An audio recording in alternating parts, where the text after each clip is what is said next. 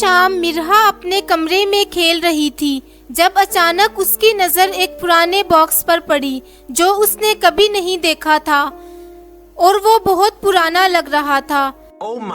مرہا نے تجسس کے ساتھ باکس کو کھولا۔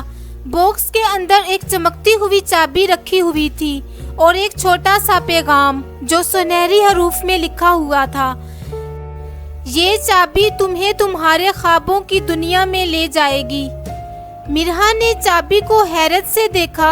اس نے فیصلہ کیا کہ وہ اس چابی کا پتہ لگانے کی کوشش کرے گی۔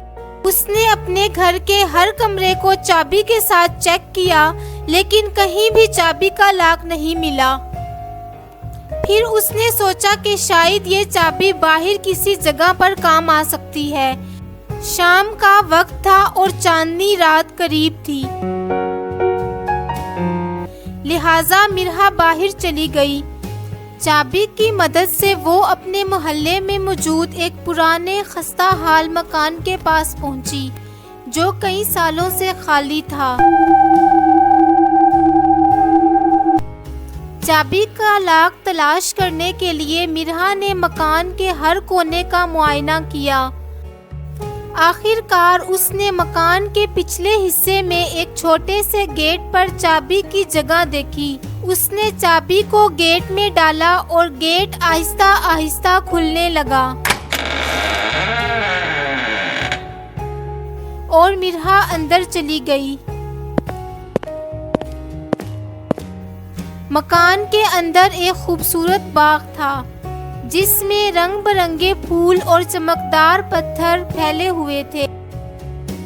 باغ کے درمیان میں ایک بڑا سونے کا تخت تھا۔ تخت پر ایک چھوٹا سا خزانہ تھا جس پر ایک نوٹ چپکا ہوا تھا۔ اس خزانے کا مطلب صرف وہی سمجھ سکتا ہے جو دل سے بہادر ہو۔ مرہا نے نوٹ کو پڑھا اور دل سے ہنس دی۔ اس نے خزانے کو کھولا اور دیکھا کہ اس میں ایک خوبصورت دلکش تسبیح تھی۔ اس نے تسبیح کو ہاتھ میں لیا اور محسوس کیا کہ وہ ایک پرامن اور خوشگوار احساس محسوس کر رہی ہے۔ اس وقت مرہا کے والدین اور دوست اس کے پیچھے آ گئے۔